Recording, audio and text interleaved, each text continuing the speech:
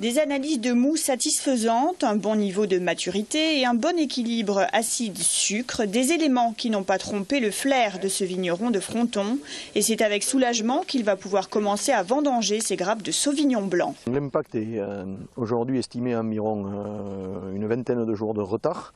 Et l'impact évident est très important dans le sens où nous sommes quasiment début octobre, les jours sont beaucoup plus courts, la quantité d'énergie lumineuse reçue par les plantes est plus faible, les risques de brouillard beaucoup plus élevés, donc la maturité des grains est plus lente, pas forcément aussi complète qu'on aurait pu l'avoir si on avait été sur des vendanges plus précoces, mais comme d'habitude dans nos métiers, dans notre métier, ce qui nous sauvera, c'est les conditions météo jusqu'à la fin des vendanges. Si par hasard le soleil reste de la partie, si les pluies ne nous dérangent pas, il n'y a pas de problème. Le retard n'aura pas d'incidence sur la qualité du raisin. Pour la quantité, en revanche, l'impact est énorme avec une année compliquée dès le départ, tardive, pluvieuse et de mauvaises conditions sur la floraison.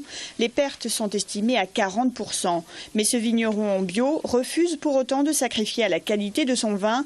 Les vendanges seront manuelles alors que la tendance est à l'économie et à la vendange mécanique. C'est pas compliqué, ça coûte à peu près 4 fois plus cher. Voilà, donc les vendanges manuelles ont un coût évidemment très élevé, d'autant plus élevé que les vendangeurs sont obligés de trier la vendange si par hasard il y a besoin de trier.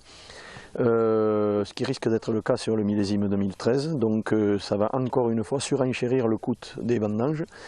Mais je pense que c'est dans les millésimes compliqués que justement il ne faut pas baisser la garde et investir encore plus dans tout ce qui permettra d'atteindre l'objectif qualité initial. Ces vendangeurs saisonniers, une dizaine aujourd'hui, ont entamé leur journée tôt et avec une petite formation. On recherche un petit peu la surmaturité, là, donc on a du pourri, on peut avoir du pourri noble, donc ne pas l'enlever, faire bien la différence entre le pourri noble et le pourri enlevé. Donc il y a quelques petits repères à leur donner et puis après bon, tout le monde arrive. On contrôle un petit peu dans les seaux si ça marche bien et puis après il n'y a pas de problème. Malgré les maux de dos, la chaleur et la pénibilité du travail, ils étaient nombreux cette année à postuler comme saisonniers, des étudiants mais aussi des retraités de Toulouse et de Vaquier.